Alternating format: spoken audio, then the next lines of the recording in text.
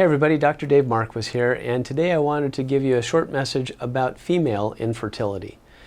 When we talk about infertility, it often is thought about females, but I also want to point out that it's a two-party plan. And I gave another video at another time relative to male infertility, but that always should be taken in concert so that you're both working on each other to provide for optimal health when you both come to the table and try and make that baby. So, female infertility. Now this is something that many times flies under the radar because women don't often realize that when they're experiencing a miscarriage, that's an early sign that you're experiencing infertility, and it's not just trouble implanting or having that fetus develop in a normal way. Sometimes it's your immune system actually attacking the ability for implantation or normal ovulation, or the ability for sperm to actually make a connection with that ovum. Your immune system can play a significant role in that. There's a number of things that we look at when we're working with women to help their bodies become the perfect home for a future fetus and developing baby. I love to look at the immune system because if we can help a woman to understand inflammation in total, that encompasses a lot of things. It encompasses dietary things, which are commonly acting as immune triggers, and things that we eat can be innocuous. I've had at least 6 different women over the years that had the rice filler in their supplements as the provoking agent that kept their immune system active, and once that was pulled out, boom, they were able to conceive. Now, I'm not implying that that's a solution for everyone or anyone for that matter, but having seen that with my own eyes, I'm like, wow, you know what? It could be something really simple in some women's lives just to look broadly and see what inflames them. Other aspects have to do with dietary habits relative to essential fatty acids. So when we think about hormones, think about fats. Commonly we don't connect those two relative to, okay, what am I eating dietarily and how well am I managing my hormones? But the American diet is full of linoleic and arachidonic acid, pro-inflammatory fats. Well, if we're making our body out of pro-inflammatory fats, think uterine lining, think the lining of the ovaries, think the ability for that egg to actually come out and trickle down that fallopian tube. All of those things are predicated on each of those tissues being healthy and well fed and nourished. Well, if we have a high essential fatty acid ratio of pro-inflammatory fats, that's going to be another roadblock there.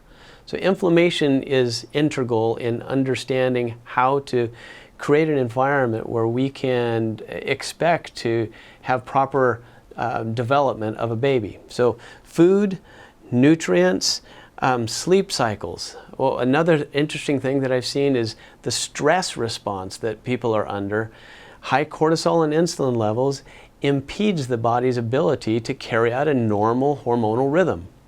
And so if you're living a high stress lifestyle and you're like looking at the clock and saying, my clock's ticking, I got to get pregnant, it's going to be hard. It's really going to be hard because you're putting yourself under a lot of pressure that this clock down here just doesn't work by. And so working with things like heart rate variability and maybe stepping away from some of the things in life that are adding undue stress that is not conducive to your end goal, maybe that needs to be extricated and put off on the side for a period of time so that you can focus on just being well, but being well without pressure. So I shared this with you because I want you to understand that it's not a linear thing in terms of infertility. There's a lot of different aspects that need to be looked at. In the last 18 months, we've had a whole nother monkey wrench that's been thrown at us, and that has to do with this whole process of these jabs and the infection that it's associated with and what it's done to our immune systems. Because I've seen it cause rapid inflammatory responses in some people that are really hard to dial back, and I've seen other individuals where their immune system has just crashed and been suppressed. So if you're in that camp and you're dealing with some of those struggles, recognize that that might be your job right now, to work on getting that area of inflammation out of your life. And there are ways to do that. I've put some toolkits together that many of my patients are seeing good benefit from. So look into those. And please also, at the bottom of this video, there's going to be a link to another video that I would encourage you to watch. Because if you're thinking about having a family or you have one right now, we need to be thinking about our children's health. And this is a really good video that addresses some of the decisions that we're being asked to make right now about their health. Please take the time to watch that, and always do your own research for yourself and realize that if you're not where you need to be health-wise, keep asking questions. And if you're not getting it from where you're putting your trust right now, dig deeper, because there's a lot of good functional medicine doctors out there that would be happy to help you and get you back on the path to health.